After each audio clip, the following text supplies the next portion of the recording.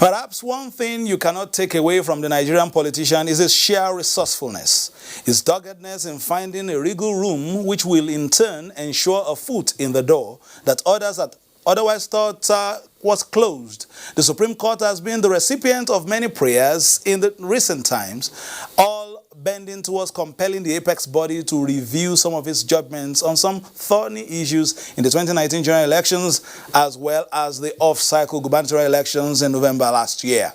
Also in this package, finding internal harmony within political parties as a key in ensuring a cohesive, progressive and calmer political space in Nigeria. We will also be live at the Federal High Court in Abuja, where there are some interesting developing and unfolding stories. These are our guiding thoughts on today's edition of Political Update, NTA's eclectic political ensemble, which focuses on the nation's political scene. I am Fisai Ogunfuyi. Welcome.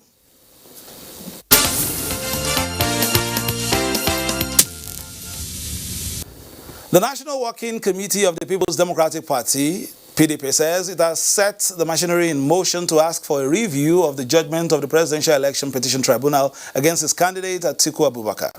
The party's National Publicity Secretary, Kola Ologbodinyo, disclosed this at a media briefing in Abuja. Our own Timothy Yusuf was there and now reports.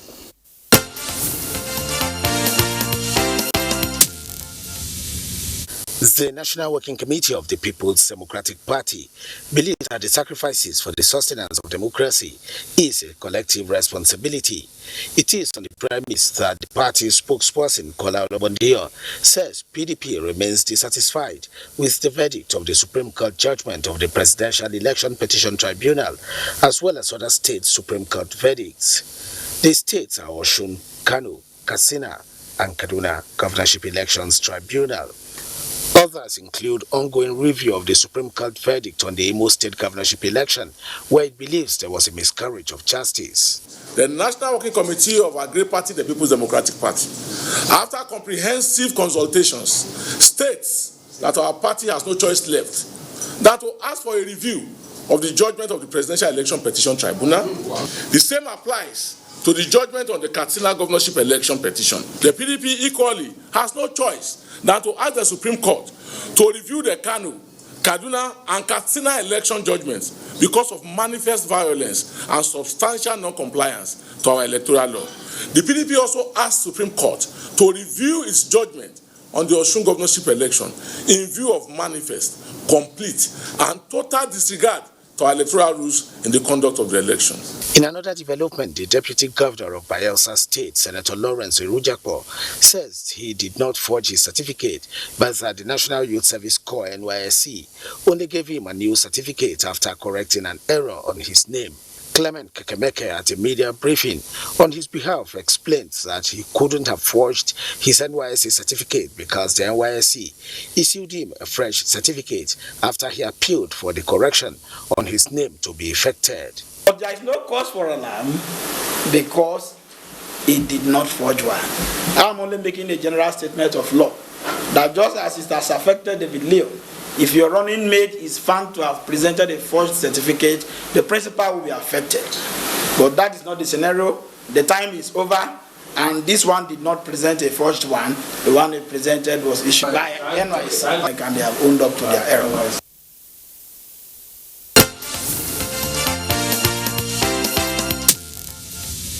All right, let's take the first leg of that report. The APC has reacted to PDP's requests for a review of the Supreme Court judgments on several of the elections, starting with the 2019 presidential election. Now, for quoting the APC's response, it says, for the All Progressive Congress APC, PDP's latest antics is no surprise. Nigerians will recall that the APC have consistently reiterated that the opposition party, having been overwhelmingly rejected at the polls of 2015 and 2019, has been exhibiting strange behaviors. It ended by saying at this period that the government is working hard to ensure food sufficiency in the country. They urged the PDP and the people in Wadata House to consider taking up rice farming this will make them perhaps more productive. It's signed by Malam Lanre Issa Onilu, the National Publicity Secretary of the All Progressive Congress. It's all about review and review. Now, to review that story and the reactions, we have Richard Conscious, convener convener Coalition for Civil Society for Democracy. Thank you for joining us. Thank you for having me. What is your position at the middle? Judgments have been made. A lot of people calling for a review at different, strata of governance. Honestly, I don't really envy our political atmosphere presently in Nigeria. And equally don't envy the Supreme Court at this time because of enormous trust our Nigerian politicians. They won't stop. And it's quite unfortunate that the Supreme Court doesn't have the capacity to entertain all the litigants that will come on board. Just because Zamfara case was the first that was reviewed by the Supreme Court after a judgment has already been passed. Then following by Ihedioha Imo State, followed by Bayelsa. APC is calling for a review of that same judgment. Number one thing that we must know as a nation, and I'm passing this message to our politicians, that these windows will undermine the supremacy of the Supreme Court.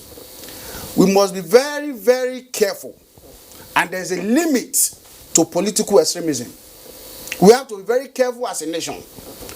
And I want to use this opportunity to commend the Supreme Court for remaining the only institution in this country that can galvanize and establish orderliness, political stability, and decorum.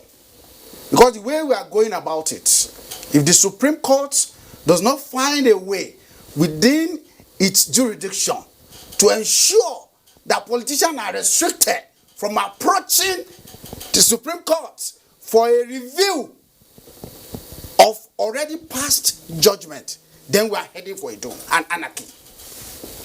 Oh, let's just because of time, moving forward, what will be the solution you provide, especially from the perspective of the Coalition of Civil Society for Democracy? The Supreme Court should always abide by its pronouncement and judgment. Simple.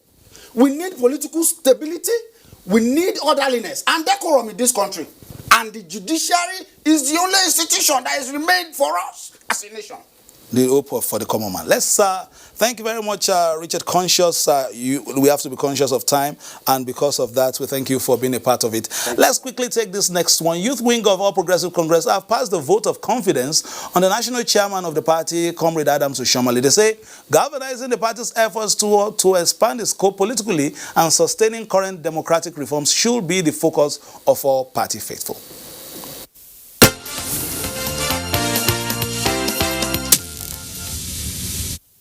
This group represents the youth wing of the APC and has resolved to educate party supporters about activities under the leadership of Adams Oshiomhole. Support and a vote of confidence for the chairman. This is in response to those calling for the removal of the national chairman. Those who have followed keenly and passionately the developments within the party since Oshiomhole came on board, there is no doubt that the chairman has brought positive changes in the party. The chairman instituted a lot of reforms to ensure inclusion, for party members in the state and all that, to ensure that not just one person, is the alpha and omega. You are bound to have the kind of resistance we are facing. We see women, young women, and also experienced women chairing committees of various elections. So, we are giving the chairman vote of confidence. He has to continue doing what he knows how to do. Recently constituted National Reconciliation Committee of the APC, led by Chief Bisi Akande, the group says is a demonstration of peace-building mechanism and a platform for aggrieved members to reunite. The National Secretariat had played host to protesters calling for the removal of the party's national chairman. The development, these youths say, is not the way to go. In Abuja, Salihu Abdullahi, NTA News.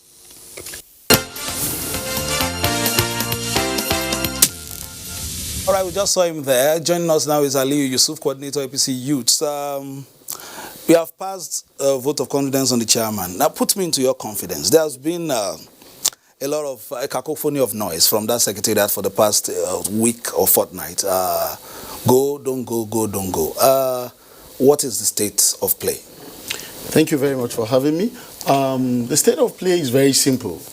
We, as stakeholders of this party, of the APC, the ruling All Progressives Congress, have seen that the national chairman is not the problem of this party. The national chairman has done his best, and he will continue to do his best. Now, in trying to instill discipline in the party, definitely some people will be aggrieved. Some people will come and ask for his head. But we are saying, as the major stakeholders of this party, we are saying that he has done no harm. This is a chairman who has brought clear policies and direction for our party. I don't think the way to pay him is to ask him to go. He himself is not a stranger to protests. Yes. But the issue is this: if you look at the trend, it's been one way or the other. Are you trying internally to resolve perhaps some of this, crossfire? Yes. As somebody who's a Democrat, he has been, like you said, in different struggles. You can see that the party has immediately constituted a National Reconciliation Committee. And look at who is heading that committee. Look at the members of those committees. These are very, very distinguished members of our party. And we have no doubt that with this set of people going around the nation to reconcile APC members, I think our family issues will be resolved amicably. Okay, so we had someone here last week who was saying that the chairman is being made a scapegoat perhaps for judgments, the outcome of judgment. Well, I will tell you something. Definitely, some people will definitely come out and say he has not tried. But let's take the states, for example, where there are issues, like Bauchi and the rest, where the APC lost. Now, Oshomole is the national chairman. Don't forget that there are state structure of this same party in those states. Now, when you have people come in to do maybe anti-party activities and they're about bringing in candidates of their choice, definitely there will be errors, and that cannot be corrected by him. He is only the national chairman. And don't forget again, this is the only during his tenure or during this time that we have had him giving those aspirants money to go and contest. Only during his period that we have had the young stakeholders, young youths come on board to also participate in the party activities. We must give him kudos. Komoladu, I would pause you for a while just for us to take a few other stories. We'll come back and look at the youth component of elections as well as contributing to national development from the youth perspective. But for now, let's take this story. INEC will not shift ground on the timelines given in the Edo and Ondo governorship elections holding in September and October this year. INEC Chairman Mahmoud Yakubu renewed the stand of the commission at the first quarterly meeting with resident electoral commissioners in Abuja. Mayor Ogidi was there and filed this report.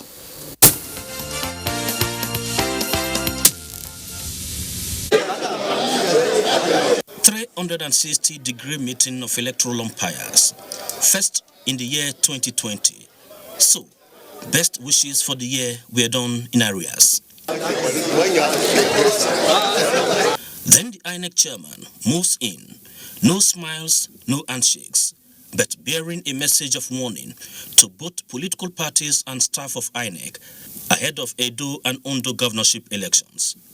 Political parties need to do more to avoid the conduct of acrimonious primaries or failure to observe due diligence in the screening of their candidates. We'll continue to keep an eye on the conduct of our officials and apply appropriate sanctions on airing staff, both regular and ad hoc. The INEC chairman also confirmed the receipt of letter from the Senate President declaring Bayelsa Central and Bayelsa West senatorial seats vacant, as Senator Doediri and Senator Lawrence Erujapo assumed position as governor and deputy governor respectively in Bayelsa State. Vacancies were declared in 2 senatorial districts yesterday. We are also awaiting declarations of vacancies for 2 more senatorial districts. After this, yours and his colleagues were asked to take a leave as deliberations become scarcely for family consumption. Mayor Ogede, NTA News.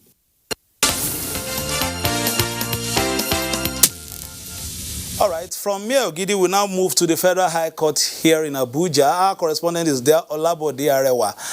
The trial has been ongoing concerning the former spokesperson of the People's Democratic Party, Olisametu. Very quickly, Bode Arewa, are you there? Can you tell us a bit about what is happening, what is unfolding? Take us through what has happened today. Okay, thank you, Sayo. Today, so far, the court sat, particularly the court chaired by Justice Okunaban, sat on this matter, that of Olisametu and Destra Investment, his company.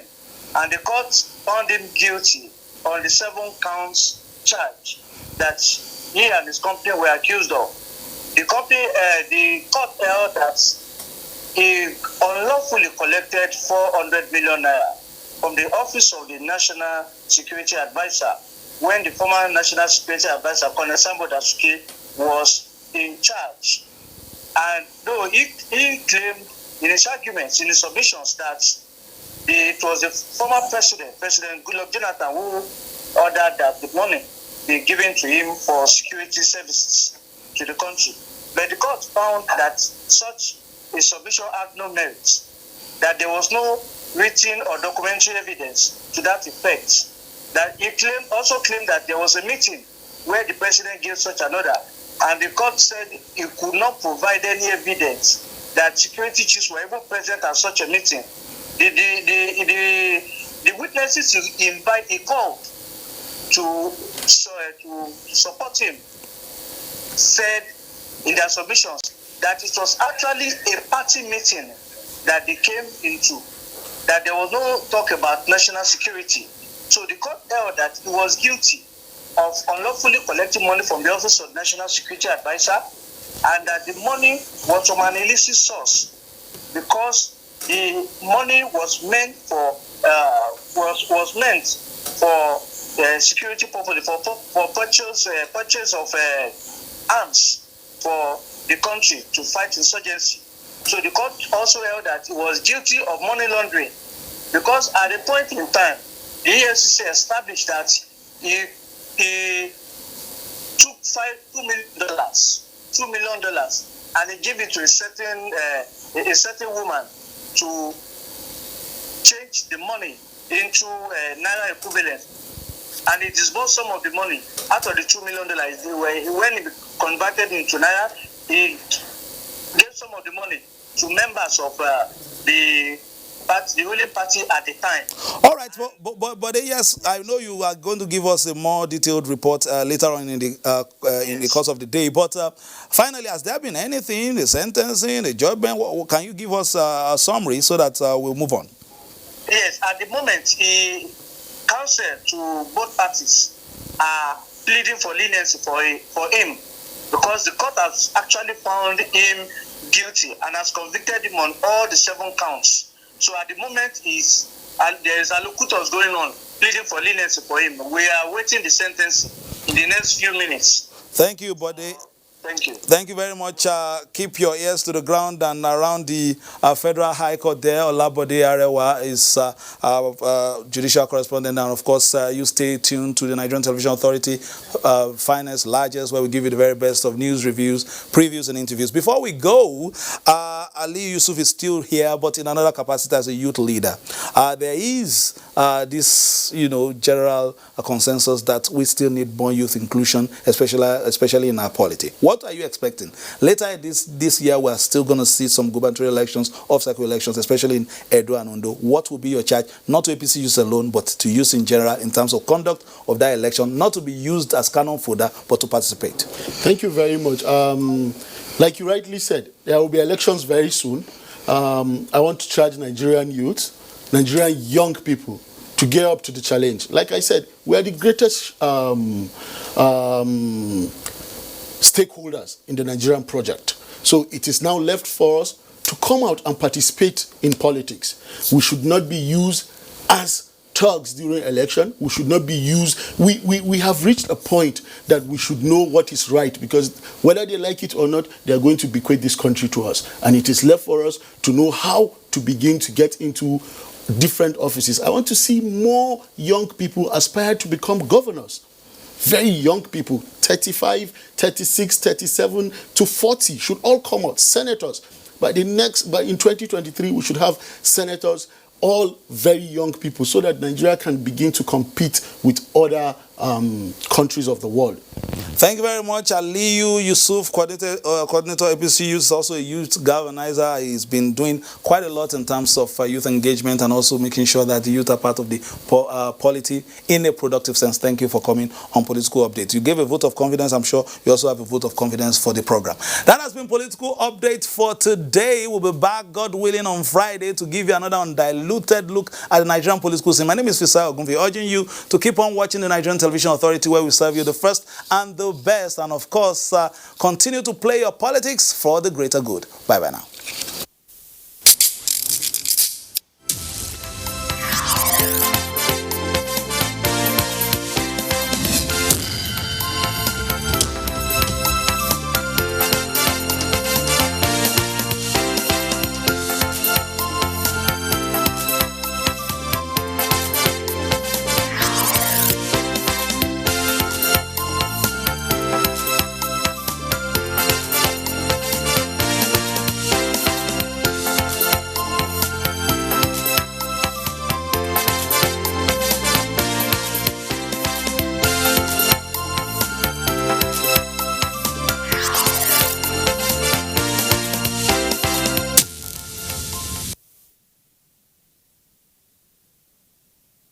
You can follow us on all our social media platforms: Facebook at NTA Network News, Instagram at NTA Network, Twitter at NTA News Now, YouTube at NTA News Online, or visit www.nta.ng.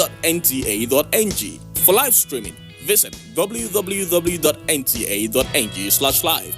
Now, you can stay updated on the go, be it on your TV, iPhone, laptop, or iPad, or download the NTA mobile application from your Play Store or App Store. NTA, you can beat the rich. Slavery is an evil practice abolished all over the world over 200 years ago. But today, human traffickers are selling human beings as slaves in Africa. It is your responsibility